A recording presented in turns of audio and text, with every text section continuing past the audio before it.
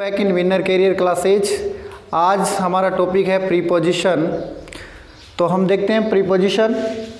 तो सबसे पहले तो प्रीपोजिशन कहते किसे हैं ये पढ़ते हैं। तो प्रीपोजिशन जो किसी नाउन या प्रोनाउन से पहले आके प्रयुक्त होते हैं उसे हम बोलते हैं प्रीपोजिशन। और प्रीपोजिशन जो है ये दो शब्दों से मिलके बनता है, प्री और पोजिशन से। प्री का मतलब होता है पहले और पोजीशन का मतलब स्थित होना। तो किसी संज्ञा या किसी सर्वनाम से पहले प्रयुक्त होते हैं उन शब्दों को हम बोलते हैं प्रीपोजिशन। अब इन प्रीपोजिशन का आपके एग्जाम में इनका प्रयोग करना होता है। तो प्रीपोजिशन कौन से होते हैं, जैसे ऑन, इन, एट, अलोंग, और, अंडर, ये सब के सब। तो आज हम सब इनके बारे में अध्ययन करेंगे। तो इनका किस किस प्रकार से प्रयोग होता है वो देखते हैं पहले। तो इनका प्रयोग होता है एक तो preposition of motion,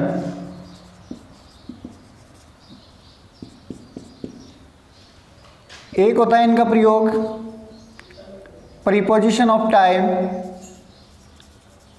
preposition of time. एक होता है प्रीपोजिशन ऑफ प्लेस,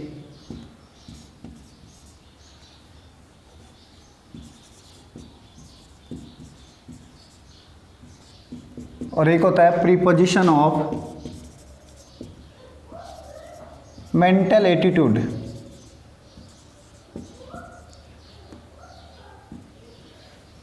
इनके लिए इनका प्रयोग किया जाता है। प्रीपोजिशन ऑफ मोशन गति के लिए, और प्रीपोजिशन ऑफ टाइम समय के लिए, और प्रीपोजिशन ऑफ प्लेस स्थान के लिए, प्रीपोजिशन ऑफ मेंटल एटीट्यूड किसी मानसिक स्थिति के लिए भी इनका प्रयोग किया जाता है। तो हम सबसे पहले पढ़ते हैं प्रीपोजिशन ऑफ मोशन के लिए कौन कौन से प्रीपोजिशन काम में लिए जाते हैं। तो इनके लिए प्रीपोजिशन ऑफ मोशन के लिए इन, on, along, under, across,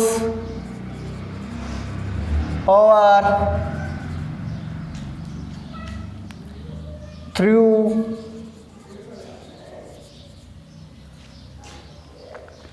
between,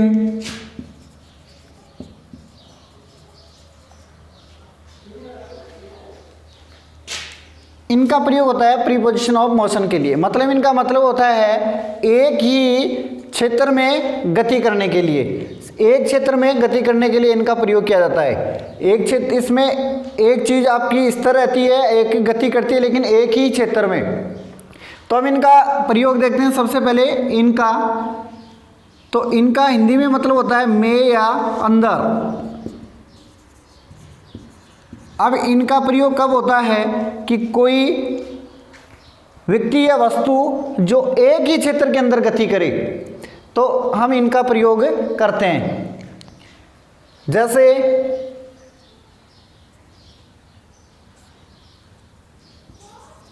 he is moving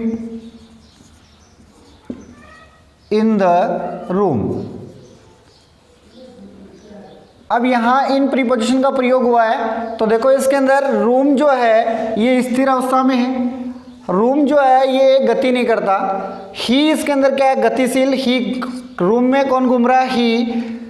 तो यहाँ पे ही जो है ये गतिशील है, और द रूम है ये क्या है, स्थिर अवस्था में। और इनके बीच में संबंध कौन स्थापित करता है, प्रीपोजिशन। तो इनका प्रयोग करते हैं। तो ऐसी चीज़ों के लिए एक ही क्षेत्र में अगर गति कर रहे हैं तो हम प्रयोग किसका करते हैं, इनका, वो भी में या अंदर के अर्थ में।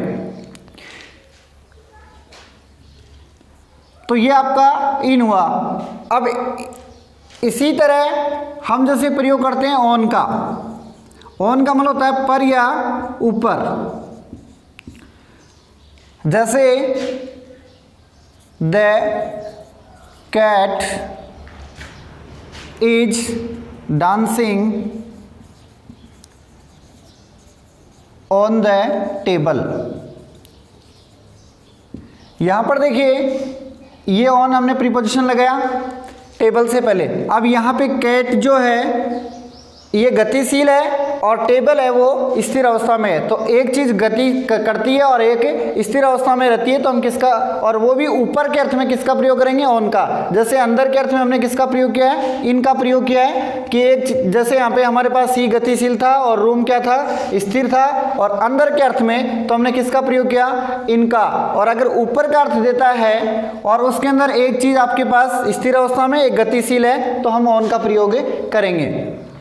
तो इसका मतलब the cat is dancing on the table.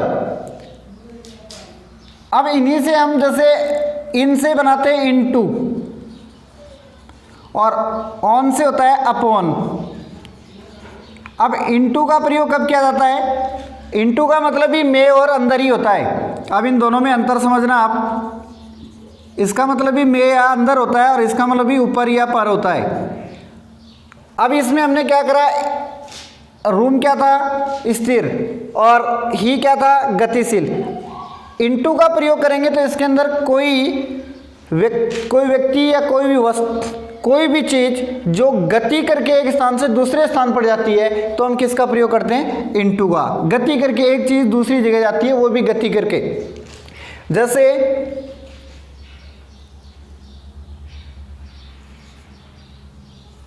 Sunil went into the room। अब देखो सुनील कमरे में गया। अब सुनील इसका मतलब हुआ कि ये दूसरे स्थान से आके कमरे में गया है, तो गति करके गया है। इसमें रूम वही स्थिर है, लेकिन ये गति करके कौन गया, सुनील। तो यहाँ हमने किसका प्रयोग किया, इनटू का। अब इस इन में और इनटू में फर्क क्या रहा, इसमें वह पहले से ही कमरे के अंदर है, पहले से ही कमरे के अंदर है और एक ही स्थान पर वो गति कर रहा है, दूसरी जगह गति नहीं कर रहा है, एक विशेष क्षेत्र के अंदर ही गति करता है, रूम के अंदर ही। लेकिन ये इस सेंटेंस को आप पढ़ेंगे तो इसमें लग रहा है कि सुनील जो कमरे के बाहर है और कमरे के अंदर आया गति करके, तो एक स्थान से दूसरे स्थान पर आया है, तो हम किसका प्रयोग करते हैं, इनटू का। और अगर एक ही कमरे में अंदर ही अंदर गति करता है, तो हम किसका प्रयोग करते हैं, इनका करते हैं। अब इसमें जैसे दूसरा सेंटेंस देख सकते हैं, ए dough fall into the river, कि एक फाख्ता जो नदी में गिर गई। अब यहाँ पे देखो द रिवर, ये तो क्या है, स्थिर है, और ये फाख्ता ए डो क्या है, गतिशील। लेकिन ये स्थान पहले से नदी के अंदर नहीं है, ये गति करके नदी के अंदर गई है, दूसरे एक स्थान से दूसरे स्थान इसका चेंज हुआ है। पहले ये नदी से बाहर थी, अब नदी के अंदर गई है, तो मतलब ये अपना स्थान बदल लिया। तो किसका प्रयोग करते हैं, इनटू का प्रयोग करते हैं। और एक ही स्थान पे रहते हैं तो हम किसका प्रयोग करते हैं, इनका प्रयोग कर रहे हैं। जैसे ये सेंटेंस है,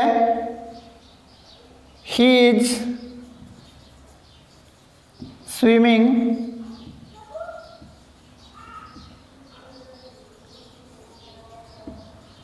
इन द रिवर। अब यहां पर देखो अंतर क्या है इसमें, वह नदी में तैर रहा है, इसका मतलब वो ऑलरेडी नदी में था और वहां तैर रहा है, तब हम किसका प्रयोग किया, इनका। लेकिन अगर वो तैरने के लिए नदी में जाएगा तो उसका स्थान चेंज हो जाएगा, तो किसका प्रयोग करेंगे, इनटू का। तो आप इन और इनटू में अंतर समझ गए होंगे शायद। अब हम देखते हैं ऑन और अपॉन। ऑन का हमने देख लिया, अब अपॉन का समझते हैं।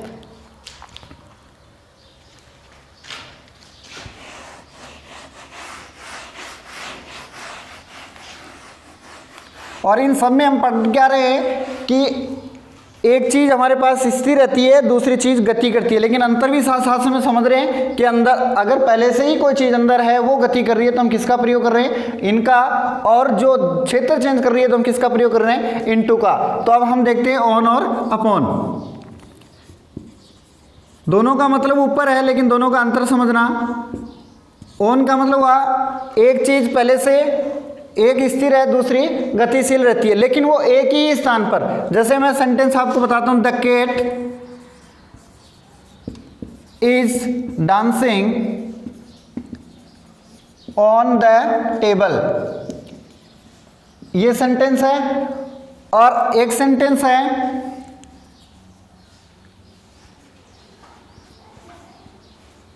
द कैट jumped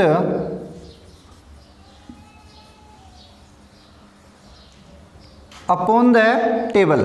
अब दोनों का डिफरेंस देखना इसमें, दोनों का मतलब एक ही है कि ऊपर काट देती हैं दोनों, लेकिन यहां पर देखो द केट जो है ये स्थिर अवस्था, केट जो है गतिशील है, और द टेबल जो है ये क्या है, ये स्थिर अवस्था में, और केट गतिशील है। अब इस सेंटेंस में आप ऑन का प्रयोग कर रहे हैं कि टेबल के ऊपर जो केट है वो डांस कर रही है। तो यहाँ पर टेबल से वो पहले से टेबल पे है और टेबल के अलावा दूसरी जगह नहीं जा रही है, बस टेबल पे। तो एक क्षेत्र हो गया उसका क्या, टेबल, और गतिशील करने वाला कौन है, केट, एक ही जगह। लेकिन इस सेंटेंस में आप देखेंगे तो इसमें अब क्षेत्र बदला, वो पहले नीचे थी और नीचे से ऊपर गई, तो मतलब एक स्थान से दूसरे स्थान पे गई। तो अगर कोई भी वस्तु या कोई व्यक्ति अपना स्थान परिवर्तन करके जाता है तो हम किसका प्रयोग कर रहे हैं, अपॉन का। ऊपर के अर्थ में, जैसे इन और इनटू में मे के अर्थ में, अंदर के अर्थ में करा, वैसे ही यहाँ ऊपर के अर्थ में। तो the cat jumped upon the table, यहाँ पे टेबल अब भी स्थिर है, गतिशील ये है, लेकिन ये एक ही जगह गतिशील थी और यहाँ पर ये अपना स्थान चेंज करके गई है। तो स्थान एक ही क्षेत्र में गति करने के लिए किसका प्रयोग करेंगे, ऑन का। और अपना क्षेत्र बदलती है, एक क्षेत्र से दूसरे क्षेत्र में जाता है तो हम किसका प्रयोग करते हैं, अपॉन का। तो शायद आप समझ गए होंगे ऑन और अपॉन। अब हम देखते हैं अलोंग।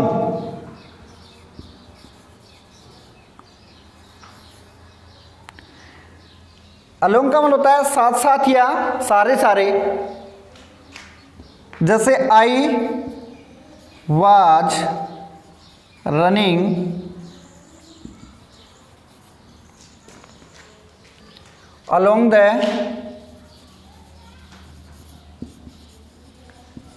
River bank. अब देखो ये जितने भी मैंने प्रीपोजिशन आपको बताए हैं, ये जो हम पढ़ रहे हैं कौन सा, प्रीपोजिशन ऑफ मोशन। तो इस सब में क्या होगा, एक चीज आपके पास स्थिर रहेगी और एक गतिशील रहेगी। मोशन का मतलब गति होता है। तो जो गति करने वाले, जो गति से रिलेटेड जो प्रीपोजिशन है वो हम पढ़ रहे हैं यहाँ पर। तो यहाँ पर एक चीज क्या रहेगी, गतिशील, और एक क्या रहेगी, इस तरह। जैसे हमने इन, ऑन, अपॉन, इनटू में पढ़ा है, वैसे ही इसके अंदर अलोंग का मतलब होता है सारे सारे या साथ साथ। अब यहाँ पे देखो कि मैं नदी के किनारे दौड़ रहा हूँ, रनिंग कर रहा हूँ नदी के किनारे पर। तो किनारे या मतलब साथ में अर्थ आए तो किसका प्रयोग करते हैं, अलोंग का। अब यहाँ पर देखो, यहाँ आई जो है ये गतिशील है, रनिंग कौन कर रहा है, आई, तो ये क्या हो गया, गतिशील। और जो स्थिर अवस्था है तो रिवर बैंक जो किनारा है नदी का वो स्थिर है, किनारा तो चेंज नहीं हो रहा, ये स्थिर है और ये गतिशील है। तो एक चीज हमारे पास क्या हो गई, गतिशील, और एक क्या हो गई, स्थिर अवस्था में। तो इसके लिए हम किसका प्रयोग करेंगे, अलोंग का। कब अलोंग का प्रयोग कब करेंगे, उसके सारे सारे या साथ में। तो कि मैं नदी के किनारे दौड़ रहा हूं, तो ऐसे सेंटेंस में हम किसका प्रयोग करते हैं, अलोंग का। लेकिन एक चीज हमारे पास क्या होनी चाहिए, स्थिर, और एक क्या होनी चाहिए, गतिशील। तो ये आप अलोंग समझ गए होंगे। अलोंग के बाद हम देखते हैं अक्रॉस। अक्रॉस का मतलब होता है धरातल के ऊपर ही आप आर पार करना, धरातल पर एक स्थान से दूसरे स्थान पर जाना, लेकिन वो भी धरातल पर। जैसे शी इज गोइंग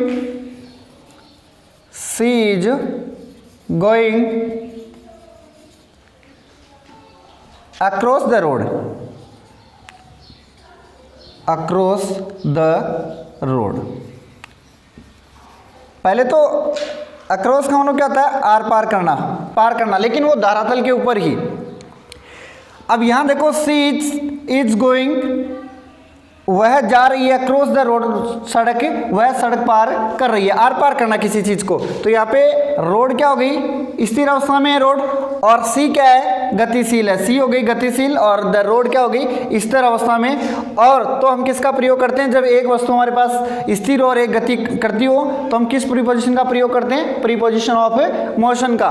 तो यहाँ पर आर पार के अर्थ में, वो भी धरातल पे ही, धरातल पे अगर स्थान, एक स्थान से दूसरे स्थान पे किसी चीज को पार करके जा रहे हैं हम, जैसे यहाँ सड़क पार करने के लिए कौन जा रहा है, सी, तो हम किसका प्रयोग करते हैं, अक्रॉस का।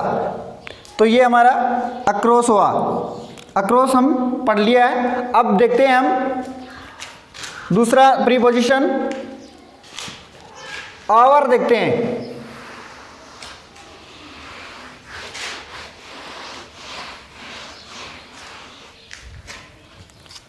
आवर, अब आवर का मतलब ही होता है ऊपर। अब ऑन और अपॉन में, इसमें भी इनका फर्क समझना। ओवर का मतलब होता है ऊपर। अब इसका प्रयोग कब करते हैं कि कोई चीज, एक वस्तु दूसरी वस्तु के ऊपर हो और दोनों एक सिद्ध में हो, लेकिन दोनों की सतह आपस में टच नहीं होनी चाहिए, दोनों की सतह आपस में टच नहीं होनी चाहिए, दोनों एक दूसरे के ऊपर हो लेकिन दोनों की सतह टच नहीं होनी चाहिए, तो हम किसका प्रयोग करते हैं, ओवर का प्रयोग करते हैं। जैसे the ceiling fan, the ceiling fan is moving over my head,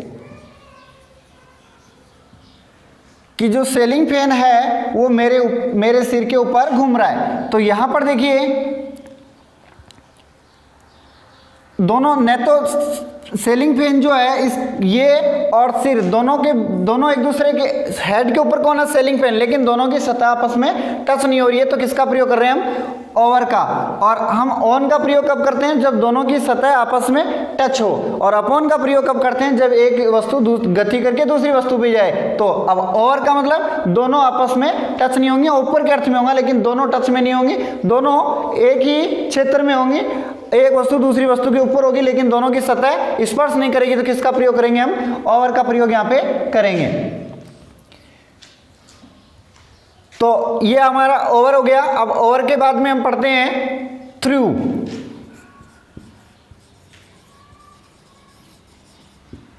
इसका मतलब होता है आर पार करके जाना।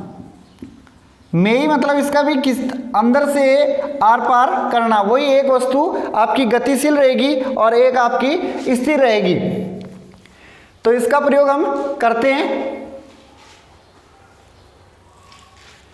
द ट्रेन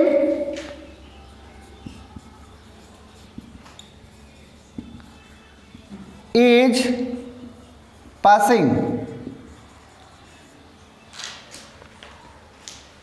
थ्रू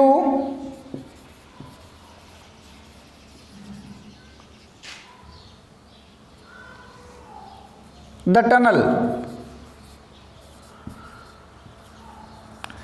इस सेंटेंस में देखिए आर पार करना, तो एक वस्तु वही अपनी क्या रहेगी, स्थिर रहेगी और एक गति। अब द ट्रेन तो क्या करेगी, गति कर रही है, और ये टनल मतलब टनल जो आपकी जिसके अंदर से ट्रेन गुजर रही है टनल में से, तो ट्रेन जो है वो टनल में से को क्रॉस कर रही है, उसमें से गुजर रही है, तो यहाँ पे ये टनल क्या रहेगी, स्थिर रहेगी, और द ट्रेन क्या है, गतिशील। लेकिन उसको आर पार करना, उसको पार करके, टनल को पार करके कौन जाती है, ट्रेन, तो किसका प्रयोग करेंगे, थ्रू का प्रयोग करेंगे।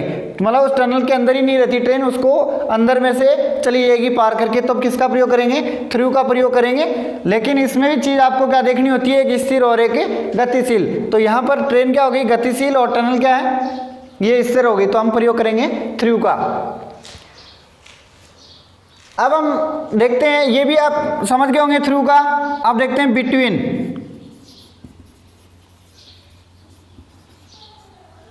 बिटवीन का मतलब होता है बीच में, दो वस्तुओं के बीच में या दो व्यक्तियों के बीच के लिए किसका प्रयोग करेंगे हम, बिटवीन का प्रयोग करते हैं। जैसे he is racing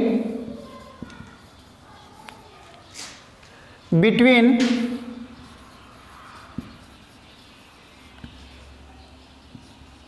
the two poles, between the two poles. अब इस सेंटेंस में देखिए एक चीज आपको, ये जितने भी हम प्रीपोजिशन पढ़ रहे हैं इनमें एक चीज गतिशील रहेगी और एक स्थिर अवस्था में है। यहां देखिए जो पोल हैं, दो पोल हैं, ये क्या हो जाएंगे स्थिर अवस्था में, और ही क्या है गतिशील, क्योंकि वह दो पोलों के बीच में दौड़ रहा है। तो दौड़ने वाला कौन हुआ ही, तो गतिशील कौन हो गया ही, और टू पोल्स क्या हो गए स्थिर, ये स्थिर हो गए, ये गतिशील होगा। और बीच का अर्थ दे रहे हैं कि दो पोलों के बीच में दौड़ रहा है, तो इसका मतलब एक वस्तु गति कर रही है और एक ही स्थिर है, और बीच का अर्थ है तो हम किसका प्रयोग करेंगे बिटवीन का। तो इस तरह से हम ये प्रीपोजिशन ऑफ मोशन आज पढ़ा है। ये शायद मैं मानता हूं कि लगभग आपके समझ में आ गए होंगे। आज की क्लास में बस इतना ही, और अगला नेक्स्ट वीडियो में हम पढ़ेंगे प्रीपोजिशन ऑफ टाइम।